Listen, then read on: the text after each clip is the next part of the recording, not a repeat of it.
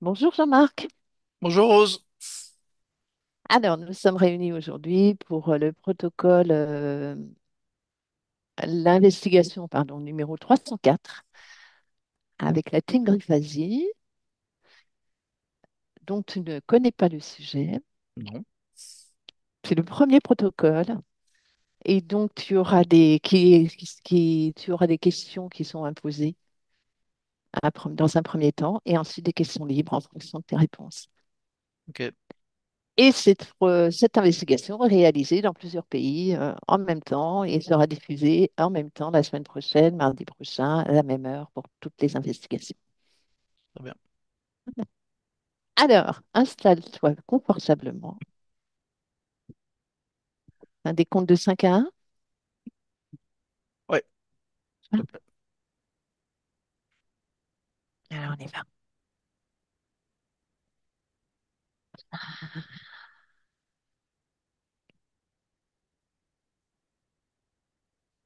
Inspire profondément par le ventre et expire profondément.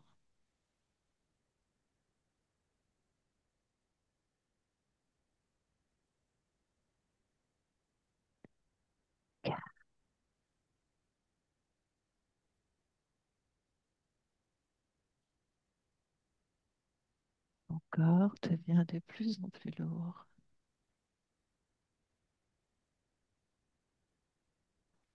et s'enfonce dans ton canapé.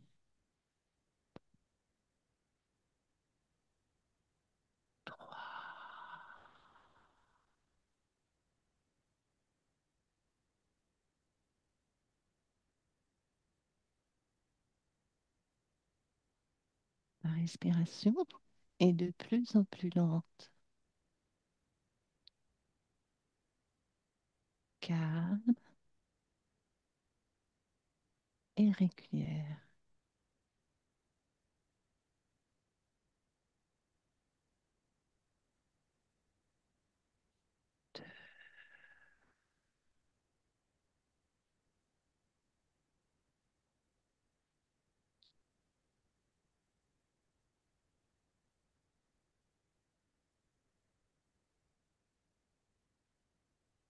Et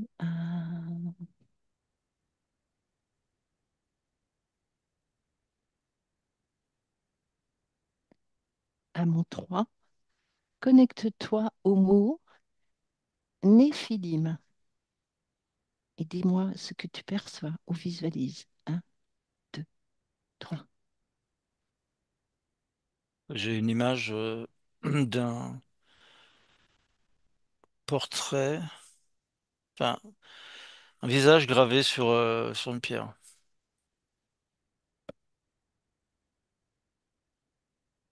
J'ai aussi une perception d'être. Oui. Ben, c'est un peu comme Que des tu peux me êtres. préciser? Alors, je vois pas, mais je perçois être humain, mais avec des caractéristiques spéciales. C'est-à-dire, Je perçois pas encore les caractéristiques.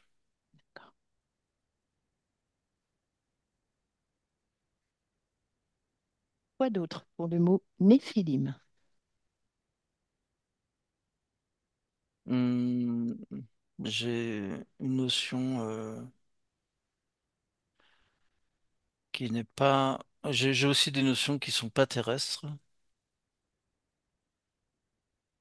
Euh,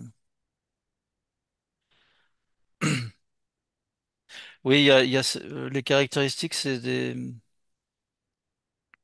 la possibilité de faire des choses que un être humain peut pas faire.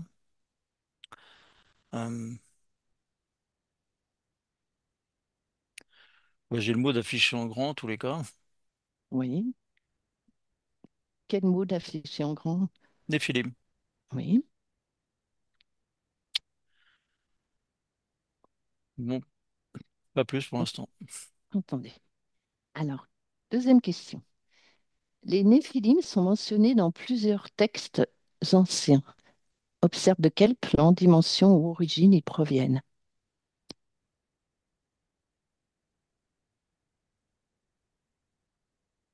Euh, Bah, c'est comme si c'était une population qui existait dans le passé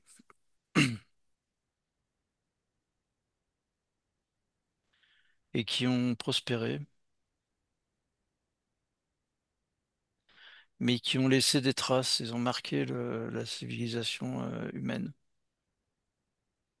Oui, des traces, c'est-à-dire. Bah, dans certains, bah, j'aurais certains actes religieux D'accord. repris dans la religion. Ouais. Il y a rituel, j'ai le mot rituel qui est apparu là. Oui. Euh, Plus précisément, rituel, c'est-à-dire. Bah, c'est un peu comme si c'était religieux, c'est-à-dire c'est appartenance à une caste. D'accord. Et pour ça, il faut suivre certains rituels.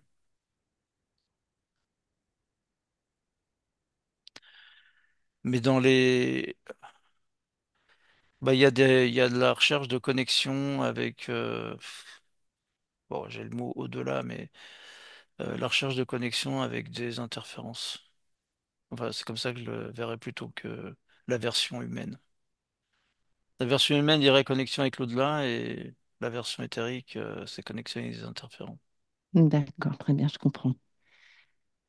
Mais alors, observe, tu m'as pas précisé, observe de quel plan, dimension ou origine ils proviennent. Ouais. Euh, bon, moi, ça vient là, j'ai Galaxie, Orion, extraterrestre. D'accord. L'origine, il y a des milliers d'années.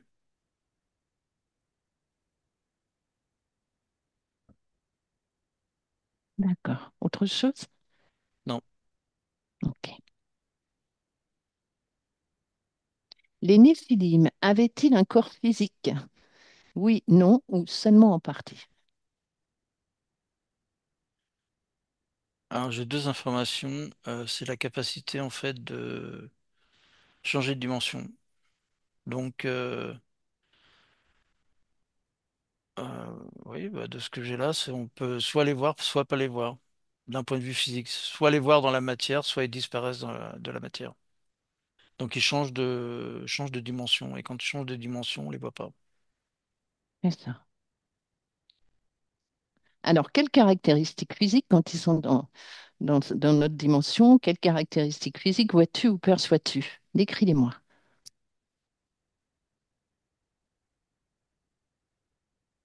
Euh, Ils ont une taille plus importante. Ouais, Oui, ils ont une taille plus importante. Je vois je les vois comme étant une représentation type humain, mais trapu, plutôt costaud. Euh, je les vois aussi avec des accessoires quand ils se présentent. c'est-à-dire, Euh, bon, là, bah, j'ai l'image d'une tête avec des dents en avant, type alien, quoi, par exemple. d'accord, C'est-à-dire oui, une façon de montrer que ils sont forts, puissants et font en avoir peur. et ça. Quoi d'autre comme caractéristiques physiques? Bah, là, j'en vois un avec un vêtement, mais c'est plutôt comme un drap, en fait, sur lui. Oui, Euh, ouais, c'est comme une lance ou un spectre dans la main, capable de, en fait, enfin, ouais, en caractéristiques physiques, capable de transmettre des choses, de transmettre au travers voilà, par exemple, d'un sceptre ou une lance. Un peu comme s'il tape et paf, ça provoque un envoi d'énergie. Ouais, Je comprends. Alors, observe uniquement, hein. ouais, ouais. Ça va? Ah ouais, ouais, ça va, ça va. Ouais, ouais. Il y a du bleu. Alors, dans ce qu'ils envoient là, ça fait comme du bleu. Ça fait comme des ondes qui partent en bleuâtre. Oui, Et ça, du coup, ça essaime tout ce qui est autour, hein. Donc, ça impacte toutes les personnes autour. Humaines. d'accord. Pas l'air sympa, hein. On ira voir ça tout à l'heure, plus précisément.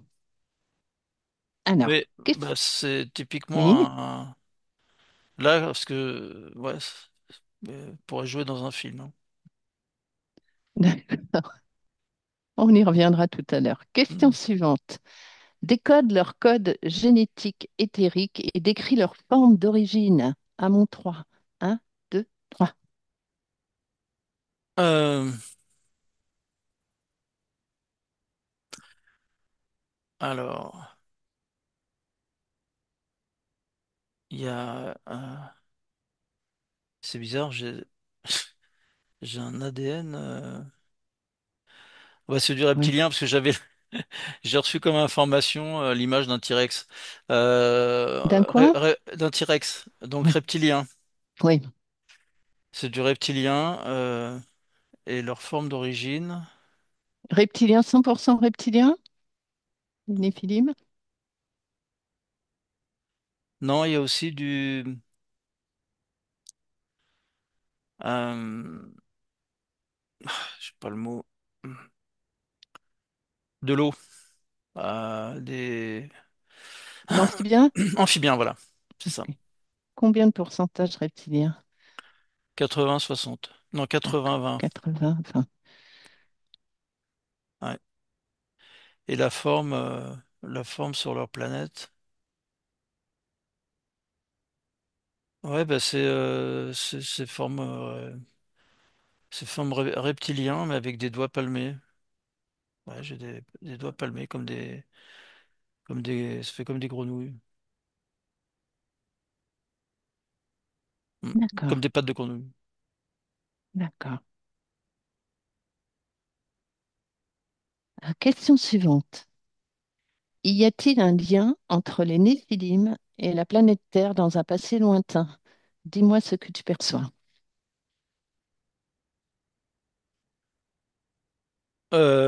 Ouais. Ah bah oui, ils étaient sur la Terre. Ils sont venus sur la Terre, en fait. Et ils ont, ils ont fait Oui, ils ont fait un peu comme si c'était des conversions, c'est-à-dire ils ont converti des humains à ce qu'ils sont eux, c'est-à-dire faire des esclaves. Obéissance. Les humains devaient obéir. Je et les dans vois. quel passé tu vois ça? Euh, j'ai, j'ai, j'ai deux informations, c'est peut-être un problème de linéarité. J'ai moins 3000, donc moins 5000 par rapport à ici, à maintenant. Oui, Et j'ai aussi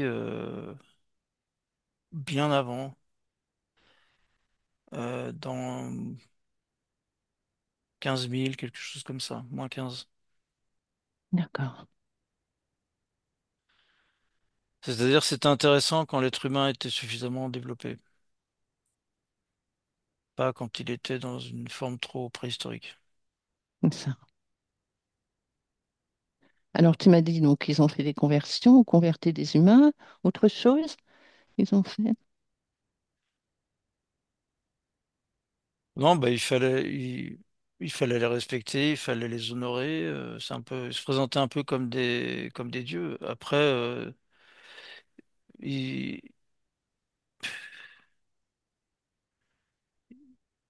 je vois pas de rôle particulier de ce qu'ils font en fait. D'accord, Ouais.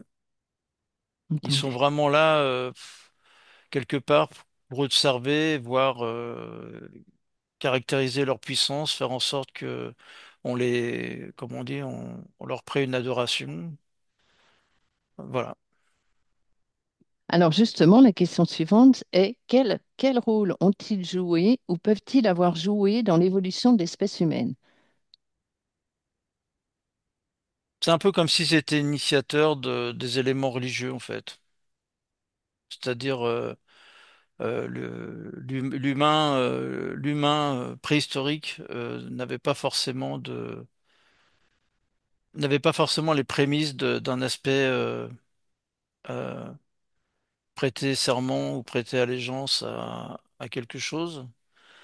Euh, C'est-à-dire au niveau mental, imaginaire, il n'y avait pas encore cette perception d'aller vers quelque chose qui n'existe pas. Euh, L'humain Hmm. ayant une perception physique des choses matérielles. Et cette ouverture vers le religieux fait une ouverture vers le côté imaginaire de fonctionnement du cerveau humain. Et ça, c'est quelque chose de nouveau et ça attire, ça les attire comme des aimants, les êtres humains. Et donc, ils se jettent à corps perdu là-dedans. Parce que c'est nouveau. Et du coup, il y a cette perception à l'échelle humaine, de prendre ces dieux-là comme, pas des dieux, prendre ces représentations-là comme étant les forces suprêmes, voilà. Et donc, ils les respectent. Et ça leur fait du bien. Ça les tranquillise aussi, hein, parce qu'il y a un aspect crainte de l'environnement, crainte de la vie. Euh, Ça les rassure de se soumettre en se Oui, je disant comprends. cela va nous protéger. Donc il y a ce niveau-là. Je comprends. Question suivante. Y a-t-il des traces de leur présence dans les civilisations humaines anciennes? Oui ou non? Euh, bon, là j'ai non. On en parle. Si, il y a des traces. Si, là où il y a des traces, c'est dans des écrits. Le Oui, c'est ça. caractère dans les écrits, dans les caractères religieux, il y a ça. Effectivement. Ça a été, en fait, ça a été euh, colporté, colporté et en même temps gravé quand il y avait cette capacité de graver. Et donc après d'écrire. Donc ça a perduré avec le temps. Alors, dans quelle civilisation antique et quelles traces en perçois-tu? Donc des écrits, à quelle époque, à quelle civilisation antique?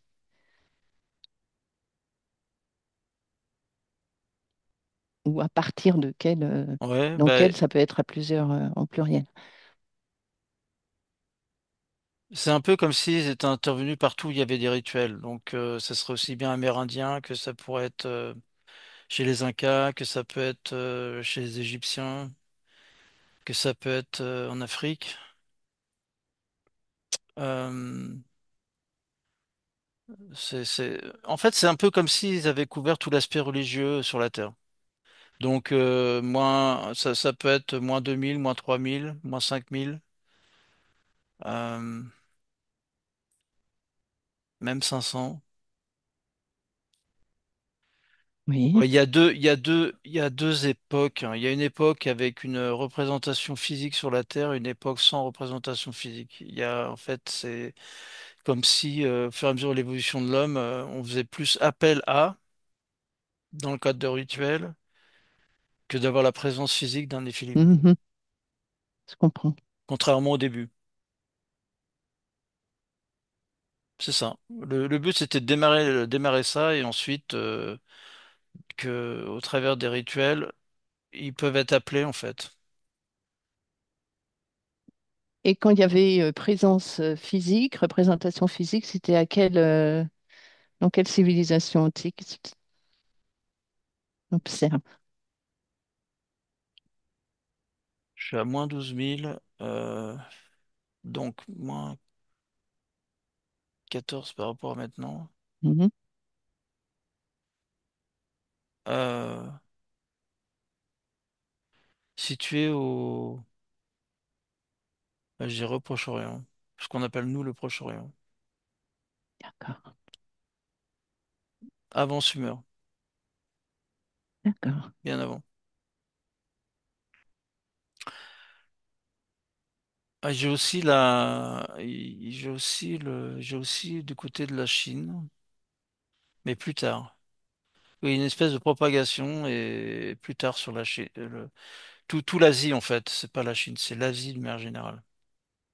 Ça s'est déployé sur l'Asie aussi. d'accord. Très bien. Alors, déconnecte de ça. Question suivante. Leur présence ou leur influence est-elle encore active aujourd'hui?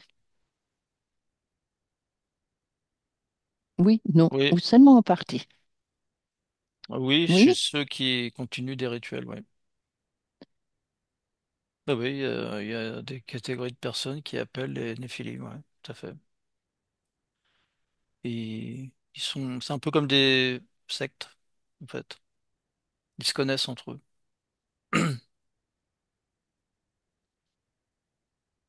d'accord,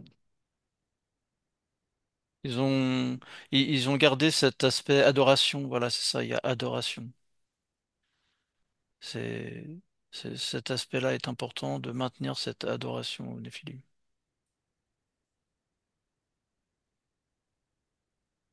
très bien. Alors, sous quelle forme? Donc, les rituels, tu vois dans d'autres cas?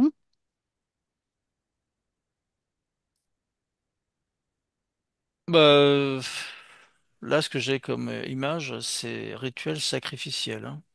D'accord, Donc, ça reste quand même très restreint. ok. euh, et puis dans un contexte qui est, on va dire, hors norme sociétale, hein. Commune, enfin connue, Oui, c'est ça, c'est-à-dire, dans des sectes, hein, comme tu m'as dit, hein. ouais, Ok, c'est surtout là que ça ressort, quoi. très bien. Déconnecte de ça. Question suivante.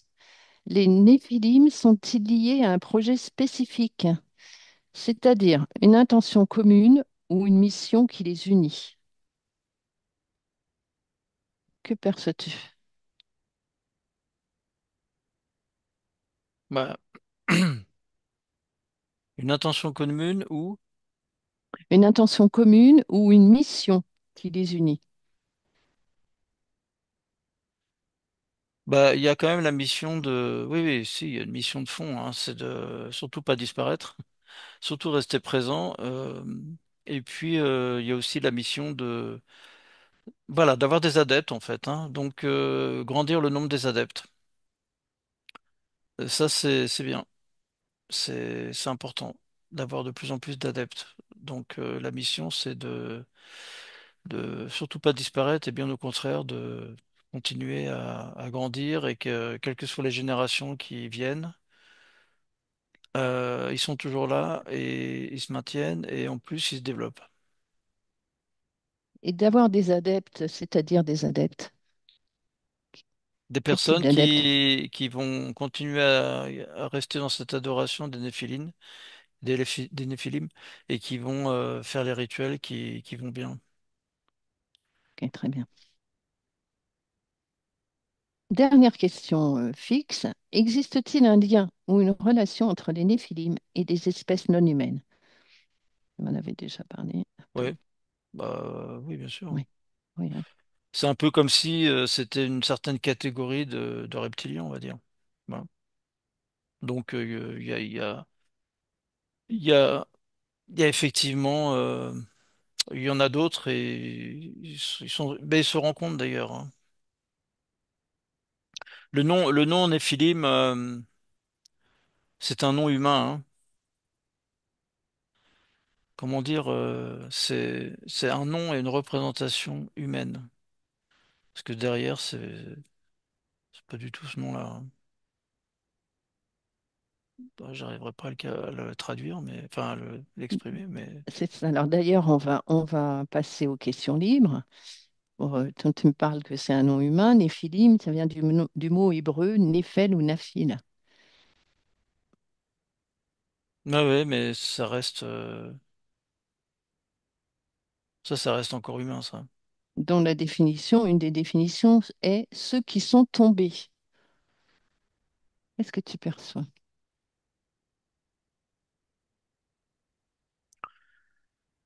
Ou Euh, ceux qui font tomber. oui, c'est plutôt ça, hein.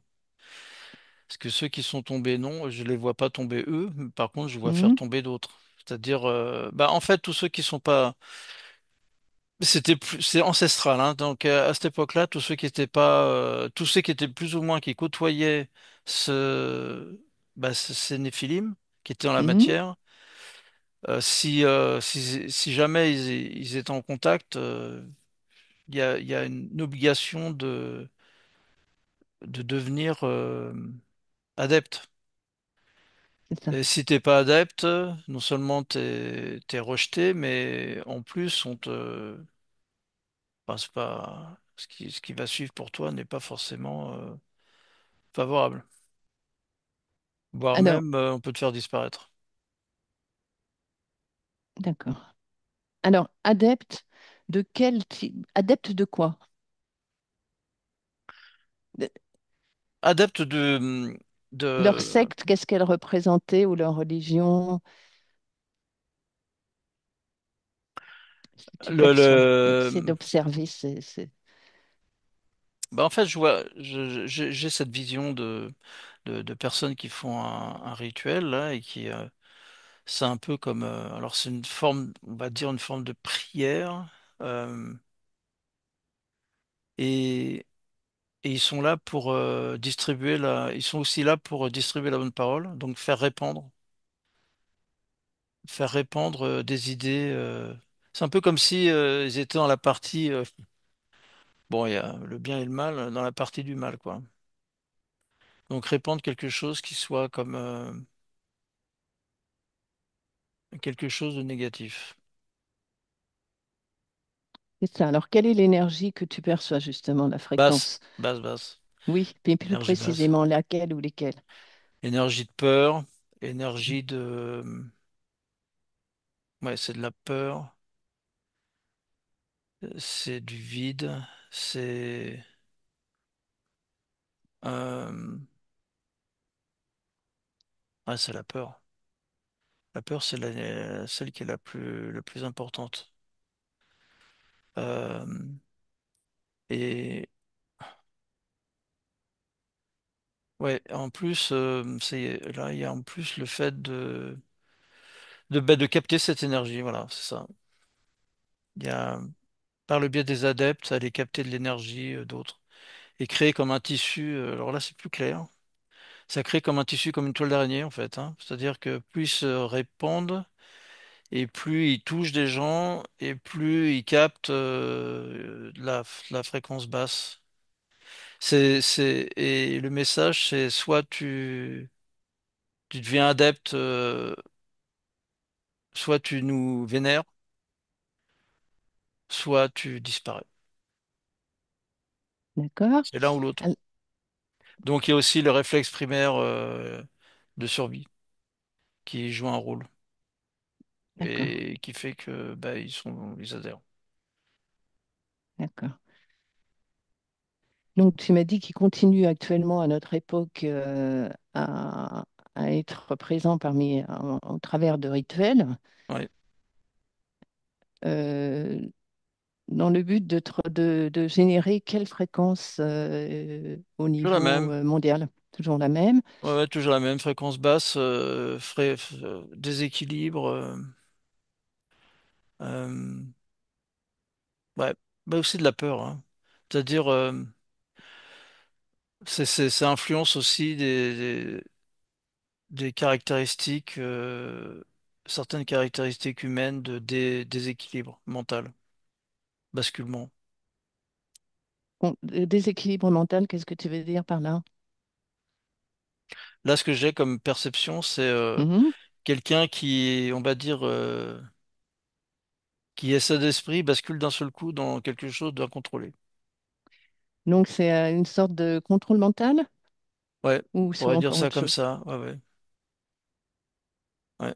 Et en faisant des actes violents, forts, violents, pour Hum, répandre de la peur, créer de la peur. D'accord.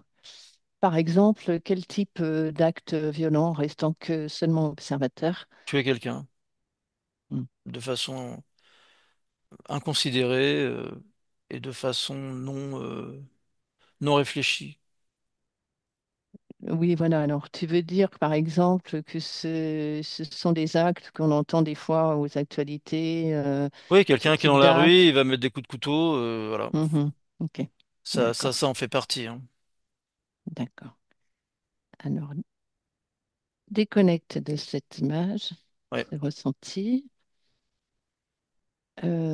Tu m'as dit qu'à une époque, ils étaient présents sur Terre.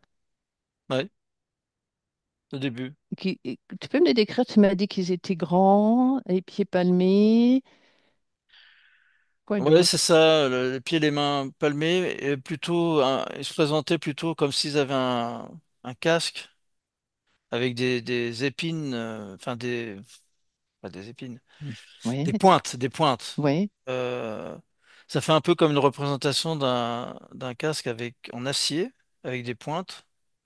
Enfin, j'ai l'image d'une couleur anthracite métallique, D'accord. qui donne une forme un peu comme un alien, là.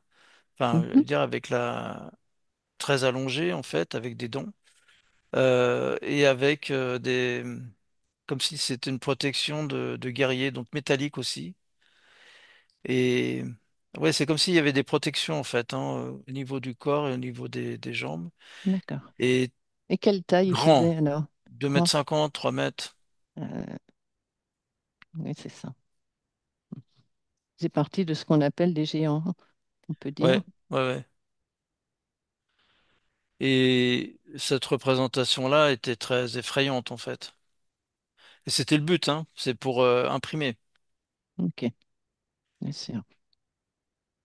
Avec comme des espèces d'armes dans les mains qui montrent qu'ils peuvent. Bah là, j'en vois un qui tue un homme en fait, hein, pour montrer aux autres, voilà ce que ça peut donner quand tu ne respectes pas Mhm. Ouais, je vois. nous. D'accord. Bah, il lui arrache carrément le visage hein, avec un coup de. Alors, déconnecte Ouais. de cette Mhm. vision. Et tu m'as précisé que vraiment, ils étaient, en fait, ils sont, ils demandent de l'adoration de la part des religieux, en fait. Donc, quel est le Des rapport entre, humains, ouais, bah, un humain, on va entre la dire. religion et les néphilim? C'est le principe de marquer les esprits, c'est-à-dire un humain qui connaît rien, on, on lui présente, on lui dit voilà, tu es dans une existence où tu sais pas où tu es, et nous on te donne une existence où tu sais où tu es, parce que nous on est là pour te Mhm. protéger. Et pour ça, il faut que tu te plies à nous, que tu te soumettes à nous, et, et nous on te protégera. Et toi, ton rôle, ce sera de donner la bonne parole vers d'autres. Là, je viens de te donner ce qui se passe lors qu'un humain, comment ça s'appelle, passe par un process de validation auprès de. Mhm. Oui, oui, j'ai Voilà. compris. J'ai pas les mots, mais c'est ça. Voilà ce qui s'échange en fait, hein. Et après, cette personne-là va prêcher, va chercher d'autres. Et il y a comme des réunions en fait, hein. Il y a comme des assemblées. Et bah en fait, le néphilien, il se présente comme un prêcheur, un grand prêcheur en fait, hein. Et il raconte il raconte aux gens qui sont devant lui prostrés. C'est ça.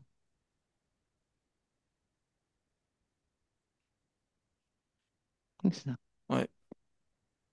Alors, on dit aussi que les Néphilim sont, alors, c'est ce qu'on dit, tu vas observer cette information, ce serait une union entre des anges déchus et des humains.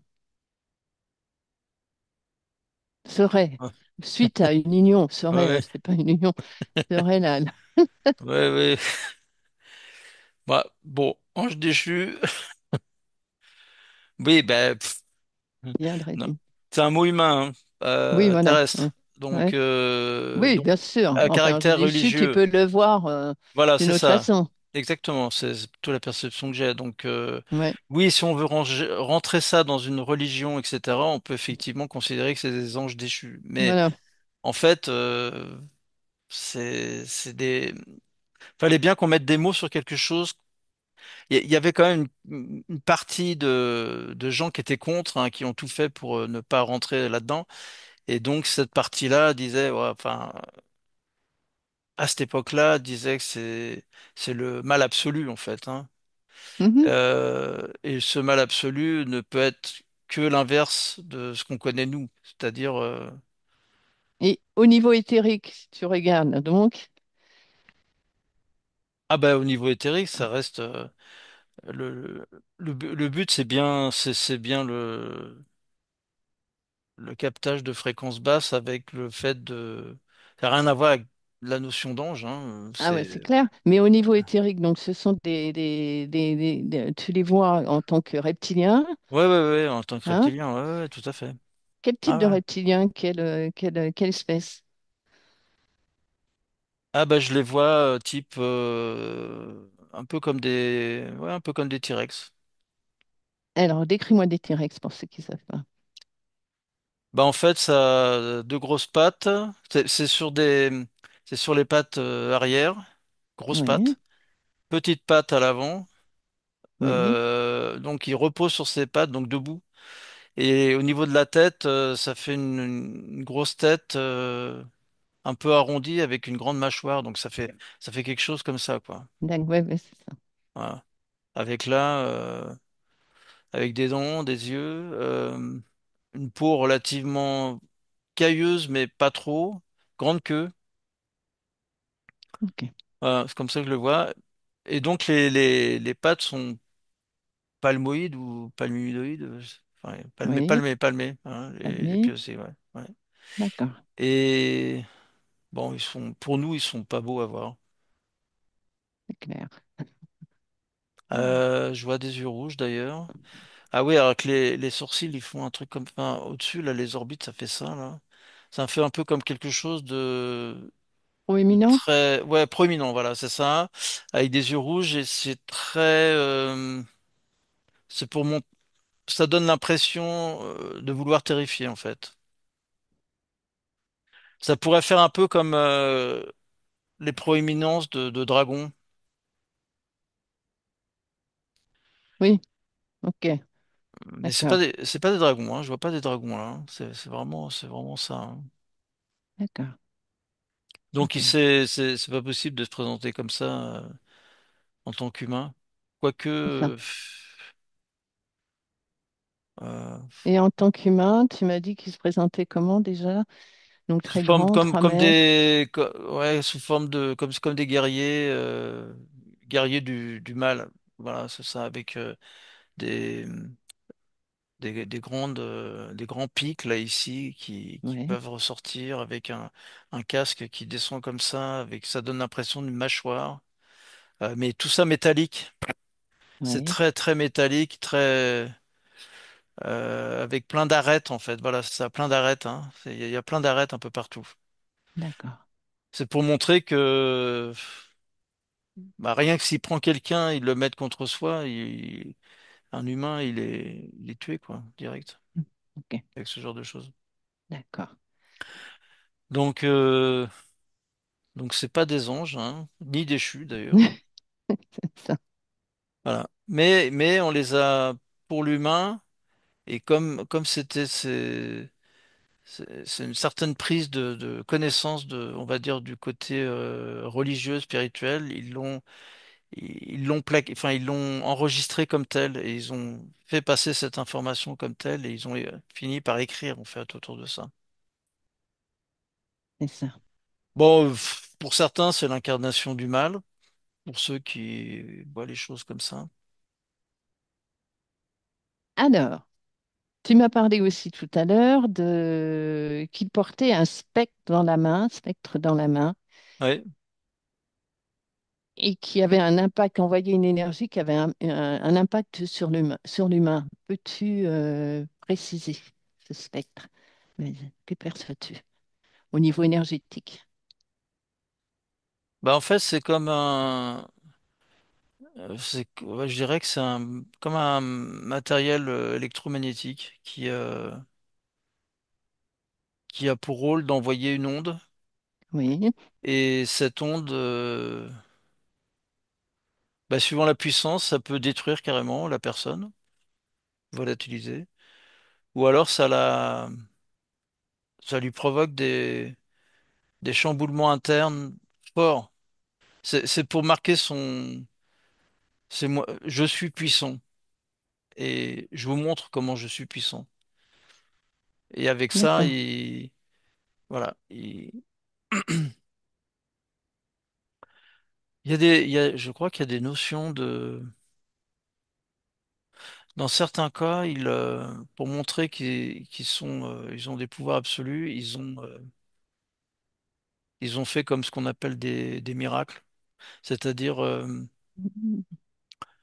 fait en sorte que des personnes qui étaient prêtes à partir, finalement, restent vivants, guérissent par exemple. Donc ils ont quand même fait des actions de nous sommes très puissants, nous maîtrisons toutes les lois qui vous paraissent, vous, humains, surnaturelles, mais pour nous, c'est rien, c'est d'un claquement de doigts, on peut faire ce qu'on veut. Il y a cette notion-là aussi, et donc ils le montraient de temps en temps. C'est pas le fait de faire du bien pour une personne, c'est le fait simplement Oui, oui, bien d'appuyer sûr.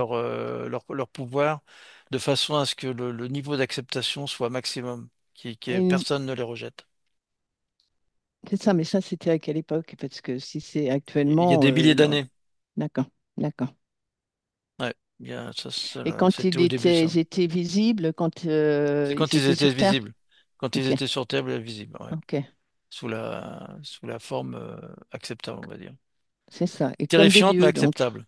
C'est Ouais, ça, c'est comme ça, des, c'est ça. hein, Ouais, ouais. pour l'adoration, la Ouais, vénération exactement, à ouais. ces êtres. Ouais, ouais. Et je comprends. D'ailleurs, actuellement, ils ne sont plus visibles depuis des milliers d'années. Mhm. Si tu te projettes quelles sont leurs intentions dans le futur? Bah, de continuer à se déployer, hein, continuer à avoir de génération en génération, imprimer leur marque, en fait, hein, toujours. Mais il n'y a plus besoin il y a plus besoin d'être présent physiquement. Bah, il y a la notion c'est assez contradictoire. Ça fait partie aussi de la notion de réduction. C'est-à-dire en même temps que ils s'étendent et en même Oui. temps ils réduisent il y a beaucoup de sacrifices quand même, hein. Il y a beaucoup de rituels et beaucoup de sacrifices, hein. Beaucoup de disparitions. Et il y en aura plus que Il y en maintenant? aura de plus en plus. Ouais, ouais, D'accord. ouais, ouais. Mais en fait, au fur et à mesure enfin, c'est-à-dire, au fur et à mesure que la population grandit, mais à un moment donné, elle va plus grandir. Mhm. ce qui se passe, c'est que leur nombre, eux, qu'on va continuer à grandir. Ah Il y bon. a, oui, Mhm. c'est-à-dire que le nombre d'adeptes va continuer à grandir et le nombre de rituels va continuer à aussi agrandir. Ouais. Et si tu vas encore plus loin, là, je sais pas, t'es dans quel futur, là, dans combien de temps?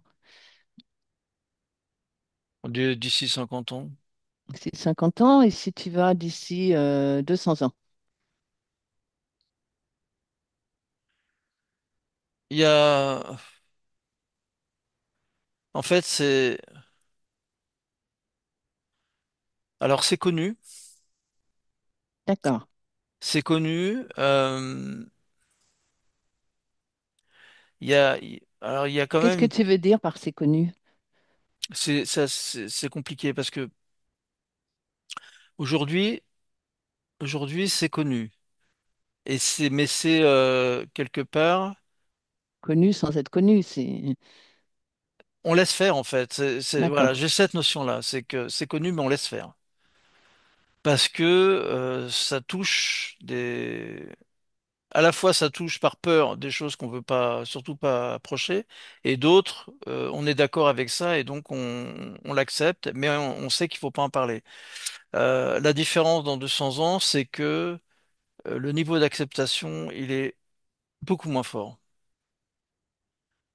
Il y a un refus, il y a un rejet en fait, hein. Il y a un rejet Un rejet parce qu'une compréhension une de compréhension quoi? éthérique. Il y a une compréhension éthérique de ce qu'il y a derrière et qui s'est développée en fait, hein. Et donc il y a de plus en plus là je vois qu'il y a énormément de communication contre ça et mais c'est compliqué parce que c'est comment dire c'est imprimé Eh oui, aussi dans des gens qui ont des pouvoirs dans la société. Et oui, donc en même temps, c'est quelque part, il y a toujours à la fois cette répression et en même temps la prise de conscience et la répression. Il y a les deux qui sont en même temps, avec une volonté pour ceux qui ont la prise de conscience, veulent absolument que ça disparaisse parce que c'est c'est ça. très Donc, en fait, c'est une négatif. sorte de guerre entre deux, Voilà. entre les adorateurs et les Euh, non-adorateurs. ouais. Mais Ok, c'est plus présent, c'est connu, c'est ça la différence. c'est ça. Ouais. Et c'est important. Ouais, ouais. Et ils seront toujours invisibles. Enfin, Dans tous invisibles. les cas, ouais, Dans dans tous tous les les cas, ils cas. seront plus Dans tous les cas, incarnés là. tout à fait. Je crois qu'il est, c'est toujours la problématique liée à la matière. C'est compliqué de rester dans la matière C'est ça. pour eux. Parfait. Autre chose à nous communiquer sur ces Néphilim. Non, pourrait jouer dans des films d'horreur, ce serait bien. Ah, c'est ça. Il serait bien dedans, dans des films Avengers ou autres. Ouais, il serait pas mal. Très bien. Alors, on va revenir, Jean-Marc, à ici et maintenant. Ouais, Hop, en 2025, là, ouais, déconnecte de tout et de tous. Déconnecte, déconnecte. ouais. Inspire, inspire de la légèreté, de la joie, du bonheur. Inspire, déconnecte de tout et de tous, Jean-Marc.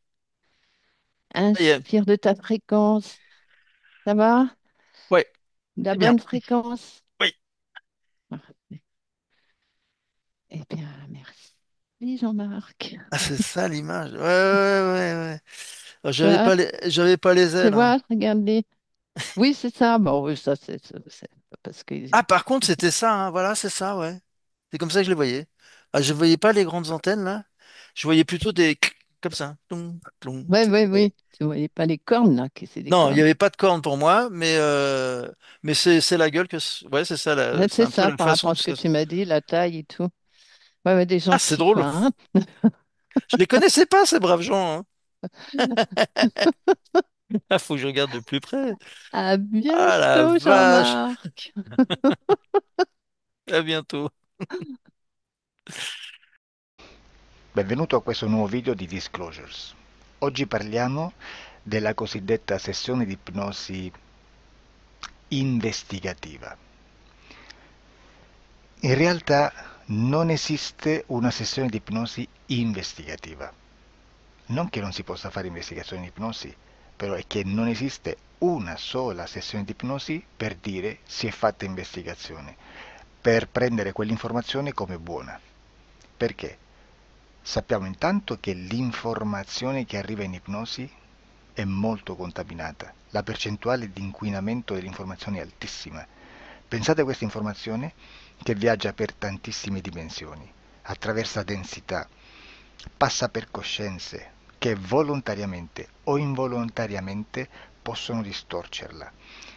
E poi arriva infine alla persona che sta in ipnosi, che ha una coscienza, ha una mente, ha un'esperienza e interpreta questa informazione secondo la sua struttura mentale, secondo le sue credenze, che per quanto si possa essere più o meno liberi mentalmente, liberi pensatori, sempre c'è una parte subliminale che interpreta in base all'educazione ricevuta, alla cultura e perché no, anche tutte le esperienze di esistenze passate che ancora lasciano un segno in noi. Per capirci, è come se dovessimo parlare con un'altra persona immersi nell'acqua, a qualche metro di distanza, cercando di utilizzare un mezzo, che è quello della corda vocale, che è fatto per produrre suoni da trasmettere nell'aria. Noi stiamo utilizzando questo strumento per far passare un'onda sonora nell'acqua o in un liquido. Chiaramente il suono viene completamente distorto, sempre ammesso che sia per il nostro corpo facile e non difficoltoso poterlo fare senza avere dei problemi come ingurgitare acqua o eccetera. Ma non solo. Supponiamo che per questo tipo di comunicazione utilizziamo anche due lingue diverse, per esempio un italiano e un russo o un giapponese.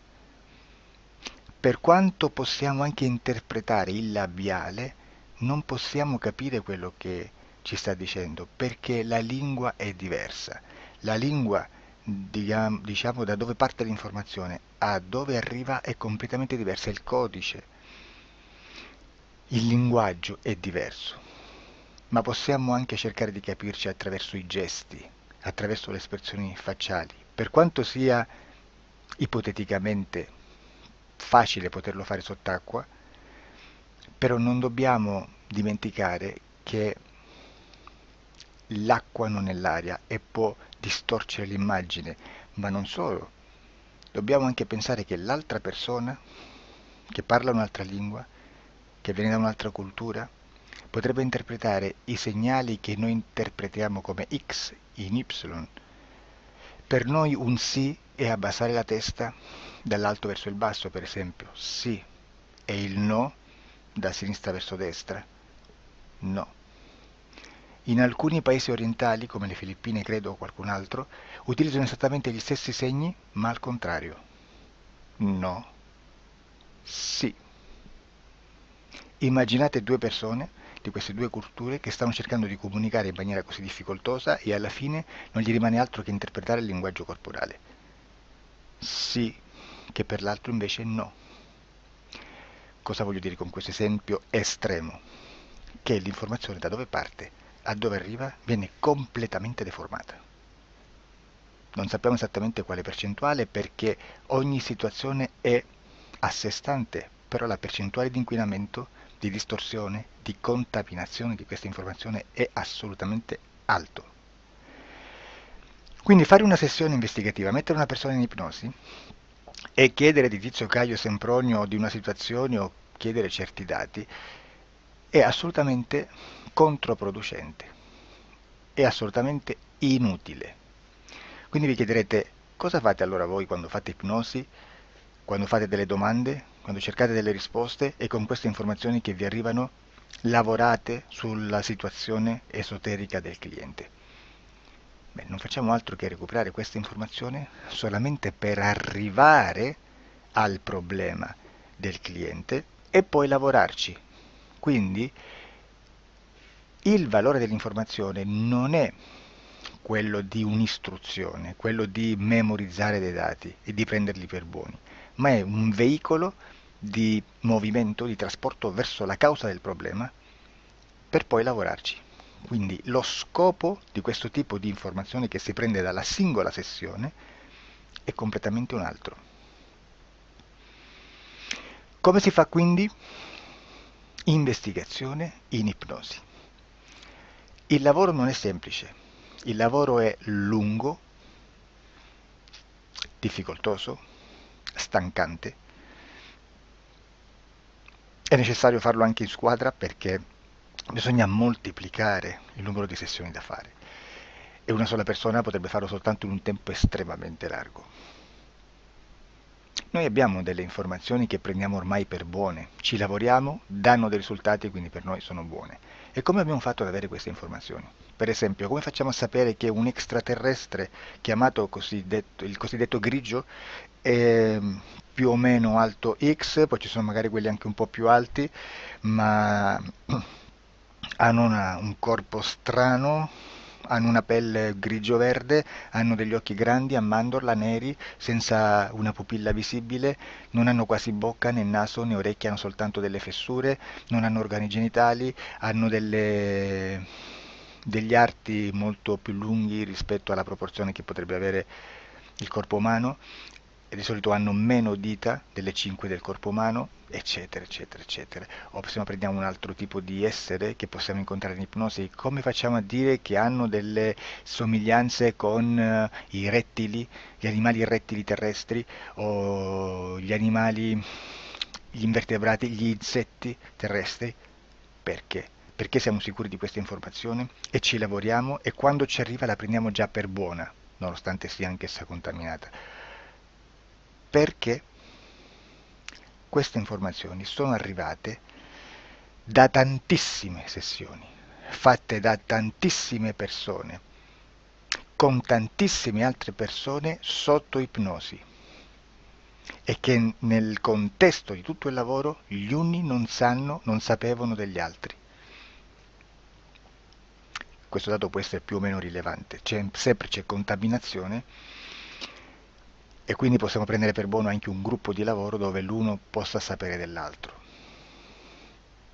Ci potrebbe essere una contaminazione del contesto di quel gruppo di lavoro, ma si aggiunge semplicemente una piccola percentuale di questa contaminazione a già la grande che esiste. Non è così impossibile lavorarci.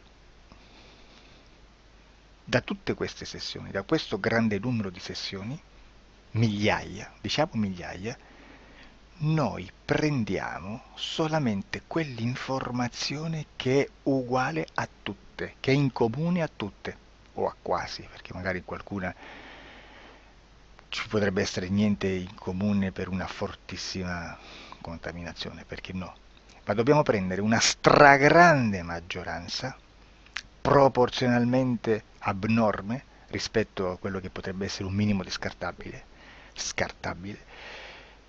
e lì possiamo prendere per buona questa informazione. Quindi se noi su 10.000 persone diverse, con operatori anche diversi, in cui in ogni sessione vediamo un essere che più o meno ha le stesse caratteristiche del grigio o dell'insettoide, a forma di mantide religiosa, o il rettile a forma di lucertola, per esempio, di serpente o di quello che sia, o se vediamo il pianeta Marte più o meno di colore rosso, o se vediamo dei sotterranei eterici, non fisici, nel sottosuolo terrestre, soprattutto sotto le grandi città, dove c'è concentrato molto potere, molta energia di questo tipo, e chi più ne ha chi più ne metta. Se vediamo degli impianti che hanno certi tipi di funzioni, certi tipi di forme in certe parti del corpo, e questa informazione la ritroviamo tutta o quasi in tutte le sessioni fatte,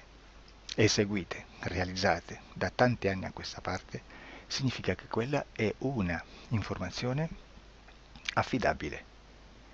E vi posso garantire che stiamo parlando di una percentuale bassissima. Su un 100% staremo, credo, forse più in basso di un 3, di un 2-3%.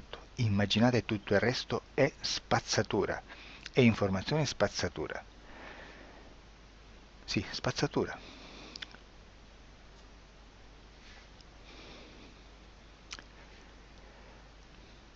C'è anche un'altra cosa da dire.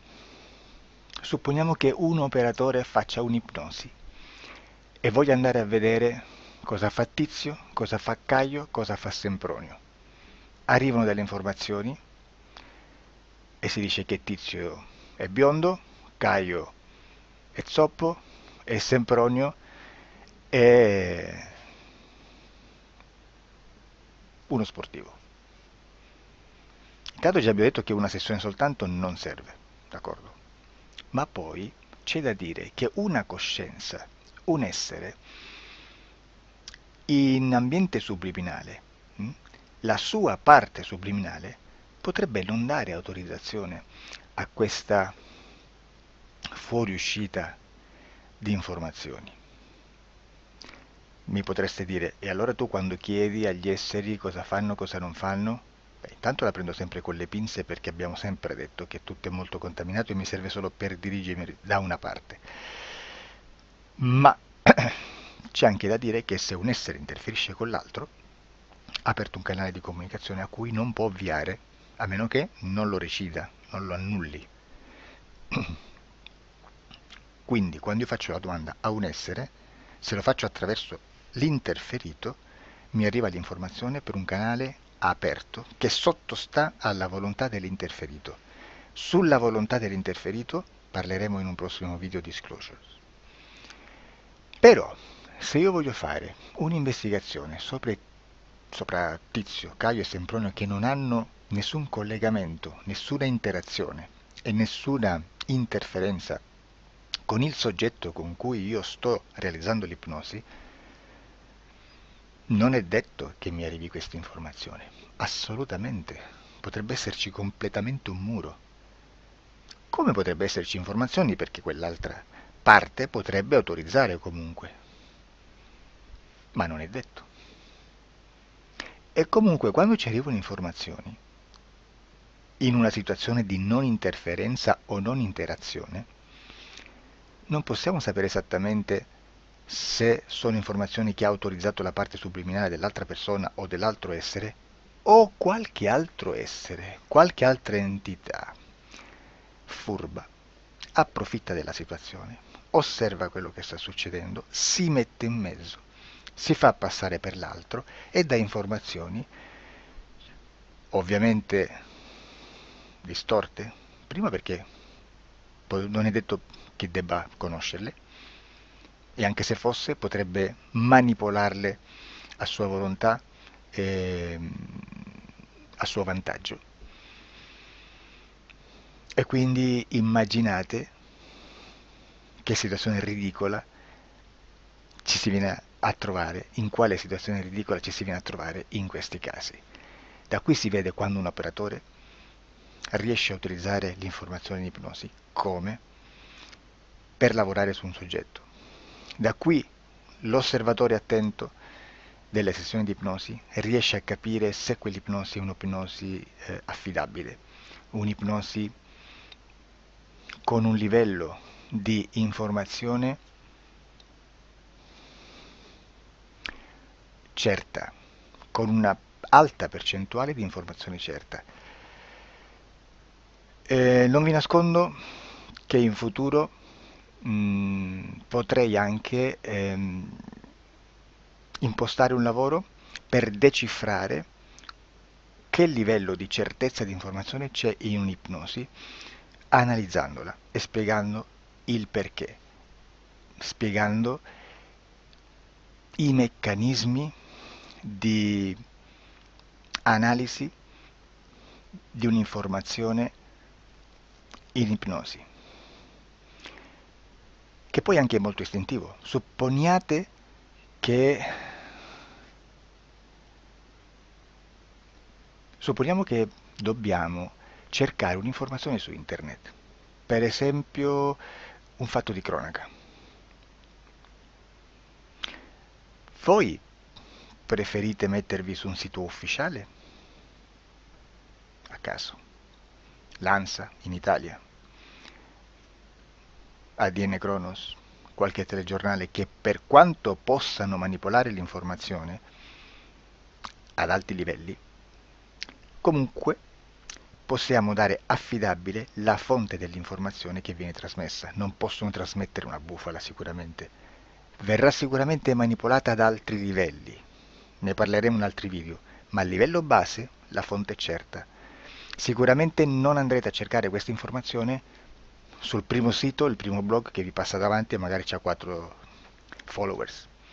Perché? Perché non vi dà nessuna garanzia della certezza della fonte. Non c'è un controllo né nella struttura interna di questa agenzia di informazione e né dal grande pubblico che per la quantità di persone che attingono quell'informazione si può dedurre se l'informazione è certa o meno, perché è un'informazione che passa in un pubblico così vasto che se ci dovesse essere una distorsione con la realtà è molto probabile che venga fuori. Credo che abbia detto quasi tutto sulle sessioni investigative. Prima di chiudere aggiungo che proprio per questo stiamo conducendo dei cicli di investigazione in ipnosi regressiva che comprendono tante sessioni con persone diverse, con una buona o eccellente suscettibilità ipnotica, sicuramente, per poter indagare su spazi ristretti su alcuni temi. Perché dico spazi ristretti? Perché se andiamo a prendere eventi grandi nel tempo, nello spazio, storici, parlare di qualcosa di molto generico implica una quantità di sessioni abnorme. Immaginate se dovessimo fare una sessione investigativa sui buchi neri. Quanta informazione ci sarebbe e quante informazioni da filtrare. Sarebbe quasi impossibile farla in questa maniera. Ma se noi riduciamo lo spazio di investigazione, se noi prendiamo per esempio,